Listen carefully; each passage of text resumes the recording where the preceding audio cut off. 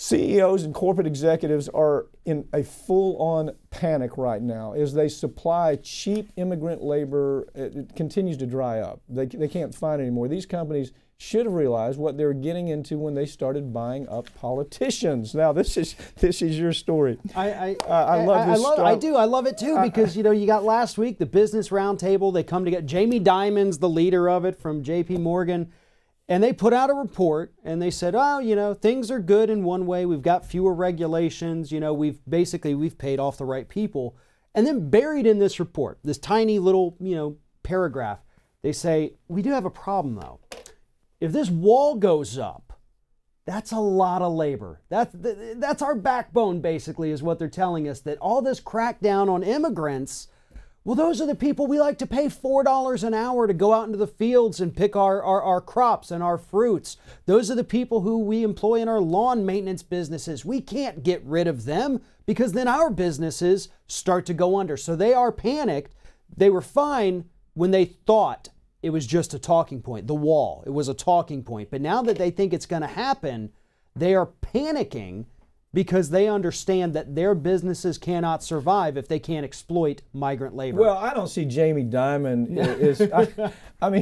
Jamie Dimon, of course, is the hustler who stole trillions of dollars from the American public. Right. I mean, this is J.P. Morgan Chase talking head. And he's supposed to be credible. Now, among business people, he is credible. It's like the Koch brothers. I mean, now the Koch brothers coming in and their position is we need to let more people in because we can't get cheap labor. Gee whiz, we can't pay people minimum wages, and we can't even give them a livable wage. And so those are the people we want coming in. And while that's happening, by the way, Americans that really need a job, the people that are getting really massacred on this, obviously, is African Americans, and they know it, and they're, to me, being way, way too silent about it. Because, look, if you think Jamie Dimon cares about those people, he's talking about, here's what I found interesting about this. He's complaining about research and development has been put on hold because of we're not letting enough immigrants in that do that. And I agree with that. Right. There's certainly something to that. What people, and this was totally missed in the story. Again, it's alternate, but they did a nice job with the story. But they missed the point that that's how these companies stay alive.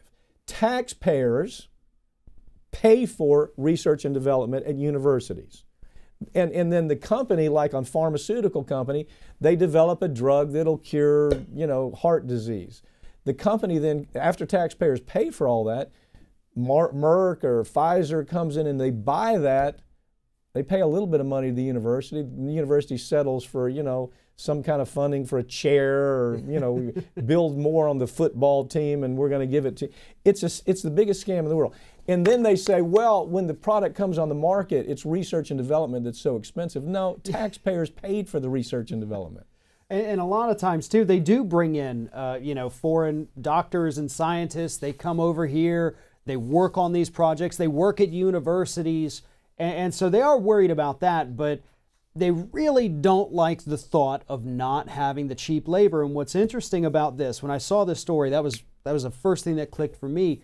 Because you and I had talked, and I believe it was 2006, Bush administration was about to crack down on immigration again. And so who came to the rescue? It was the U.S. Chamber of Commerce. Yeah. And Donahue running the Chamber of Commerce. And they backed the Bush administration down off their immigration crackdown for the same reason. They said, listen, we fund your campaigns, we fund your friends, we fund both sides here. You cannot take this away because all of our businesses here, we have to have that labor. And they've been doing it, and it's horrible because they're exploiting people. Yeah, you understand, these are the same people who also export jobs all over the country. Right.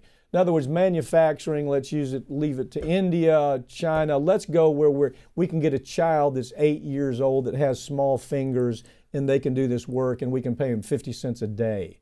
So that's the same people, this alliance, this Chamber of Commerce alliance. Yeah. It's the same people. That's who Jamie Dimon represents.